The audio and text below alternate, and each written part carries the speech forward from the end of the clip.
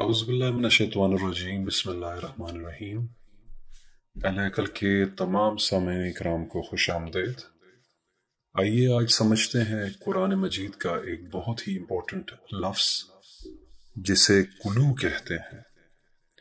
جسے نارمل عام حالات کے اندر جو روایتی ترجمہ کرنے والے ہیں، ٹھیک ہے، اس کو کھانے پینے کے متعلق لیتے ہیں یا اس سے منسوب کرتے ہیں۔ تو دیکھتے ہیں کہ قرآن کی آیات اس کے بارے میں کیا کہتی ہیں۔ تو سب سے پہلے اسکرین پر آپ کو آیت نظر آ رہی ہے جو کہ سورہ بقرہ کی 168 یا 2 کا 168 ہے۔ یہاں سے سٹارٹ کرتے ہیں۔ بسم اللہ الرحمن الرحیم۔ یا ایہا الناس کلوا مما فی الارض حلالا طیبا ولا تتبعوا خطوات الشیطان انہ لکم عدو مبین۔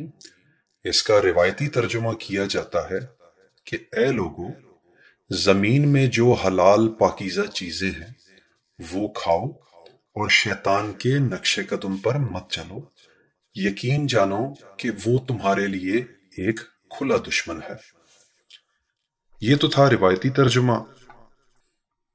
روایتی ترجمے کو اگر غور سے دیکھا جائے تو اس کے مطابق اللہ پاک تمام بنین و انسان سے مخاطب ہے کہ حلال اور اچھا کھانا کھاؤ یا اس کو کھانا چاہیے، اور اگر ہم ایسا نہیں کریں گے یا ہم حرام کی طرف جائیں گے تو یہ شیطان کی پیروی کرنے کے برابر ہے۔ یہ میرا آپ سے سوال ہے کہ آپ کے سامنے، یعنی کیا یہ چیز بیان کر رہی ہے آیت کہ نہیں؟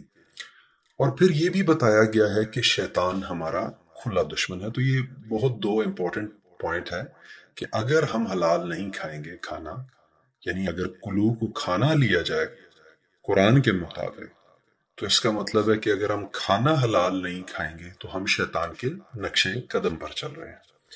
امید ہے کہ میں آپ کو اپنی بات سمجھا پا رہا ہوں گا۔ آئیے اب اگلی آیت کی جانب بڑھتے ہیں اور دیکھتے ہیں اسی کے تسلسل میں 169 میں 2 کے 169 میں اللہ پاک کیا فرماتے ہیں۔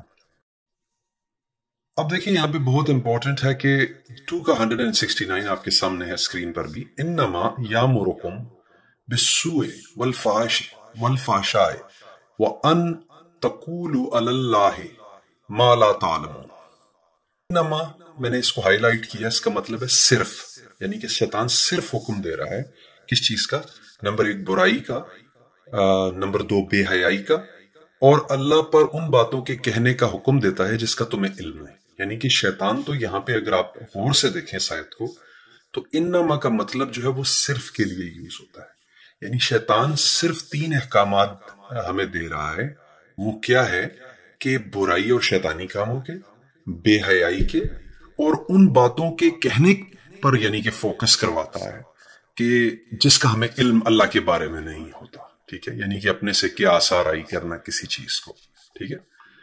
اب یہاں پہ ایک دفعہ پھر میں اس بات پر فوکس کرتا چلوں کہ انما جس کا مطلب، اس پہ غور کیجئے گا، جیسے ثابت ہو رہا ہے کہ یہ صرف 3 کام ہے جس کا شیطان صرف ان 3 کاموں کا حکم دے رہا ہے۔ اگر شیطان کو دیکھا جائے تو وہ یہ 3 کام کرا رہا ہے، یعنی کہ برے یا شیطانی کاموں کا حکم دے رہا ہے، بے حیائی کا دے رہا ہے، اور اللہ کے بارے میں جھوٹی باتیں بنانے کا حکم دے رہا ہے۔ اب دیکھیں یہاں پر ایک کتنی حیرت کی بات ہے کہ شیطان ہمیں یہاں پہ حرام کھانے کا کوئی حکم نہیں دے رہا۔ کیا خیال ہے آپ کا؟ یعنی یہاں پہ ہمیں کھانے پینے سے کوئی تذکرہ نہیں ہے اس کا یہاں پہ۔ اب سوال یہاں پر یہ پیدا ہوتا ہے کہ اللہ کے بارے میں کوئی ایسی باتیں کہنا، یعنی کہ جسے ہم نہیں جانتے، کیا یہ قلوع کا متضاد یا الٹ کیسے ہو سکتا ہے؟ اچھا، یہاں پہ یہ بات جو ہے نا وہ واضح ہونا چاہیے کہ ہم علم کو زیب تن کر کے، علم کو حاصل کر کے، ٹھیک ہے، کچھ چیز کو جان کر جو ہے نا وہ شیطان کے خلاف لڑائی یا اس کی مخالفت کر سکتے ہیں۔ آپ میری بات سے ایگری کر رہے ہوں گے کہ شیطان سے کھلم کھلا انکار اس کے حکم سے یہ ہو سکتا ہے کہ وہی چیزیں جو آپ کو بتائی گئی ہیں اپنے اندر شعور لا کے، عقل استعمال کر کے، علم حاصل کر کے آپ جو ہے وہ شیطان سے لڑائی کر سکتے ہیں، اس کی مخالفت کر سکتے ہیں، نہ کہ کچھ کھانا پینا چھوڑ کے اور کوئی اور کھانا کسی اور سٹائل کا کھا کے۔ اب ہماری فہم جو اہل عقل کی ہے اور ہم نے جو لغت کا مطالعہ کیا ہے، کلو کے جو معنی ہیں، ٹھیک ہے، وہ عقل اور ذہانت کے ہیں. اس کو آپ لغت میں بھی چیک کر سکتے ہیں. اور کلو کے مزید لغتی معنی اگر آپ دیکھیں، آپ کے سامنے اسکرین پر بھی ہیں، تو کلو کے لغتی معنی آپ کے سامنے اسکرین پر ہیں، اور وہ ہے کہ عقل و ذہانت، غور و فکر، کوشش رہنا، محتاط رہنا، انٹلیکٹ کا استعمال کرنا، یا اپنے آپ کو علم سے انرچ یا آراستہ کرنا، علم کو زیب تن کرنا. ٹھیک ہے، جان کے علم کو جو ہے نا، یعنی کہ جو ایک آپ کی طلب ہوتی ہے، اس کو حاصل کرنا، اس طریقے سے علم کو حاصل کرنا اور اپنے آپ کو علم سے آراستہ کرنا. تو یہ شیطان کے خلاف جو ہے نا، یہ آپ کا ایک بہت بڑا، یعنی ایک مارکہ ہے، ایک جہاد ہے. ٹھیک ہے، اب دیکھیں عقل کا استعمال یا علم کا اصول ہے نا، اور اس کی مین وجہ کیا ہے کہ جب ہم ایسا کریں گے، ٹھیک ہے، جو معنی آپ کو بتائیں، عقل کا، ذہانت کا استعمال کریں گے ہم، ٹھیک ہے، علم حاصل کریں گے، تو ہم شیطان کی پیروی سے، اس کی مخالفت، ہم اس سے لڑائی کیسے کریں گے کہ ہم اس کی پیروی سے بچ سکیں گے. جیسا کہ آیت میں ہے نا کہ جو لوگ خطوات شیطان پہ چلتے ہیں. اب آپ سے یہاں پہ میرا ایک سوال تو بنتا ہے، جو میرے معزز سامعین ہیں، کہ جو لوگ فار ایگزامپل خنزیر، چھپکلی، سانپ، کیڑے مکوڑے وغیرہ کھا رہے ہیں، ٹھیک ہے، جس کی اجازت برائے نام ہمارے جو یہ مسلمان علماء کرام ہیں، قابل احترام، ٹھیک ہے، یا لوگ یعنی کہ جو مسلمان مولوی ہیں، جو انہوں نے طریقے ذبیح کے یا ذبح کرنے کے بتائے ہیں، تو اگر وہ فالو نہیں کر رہے، چھپکلیاں کھا کے، کیا وہ شیطان کے نقش قدم پر چل رہے ہیں؟ یہ فیصلہ میں آپ پر چھوڑتا ہوں.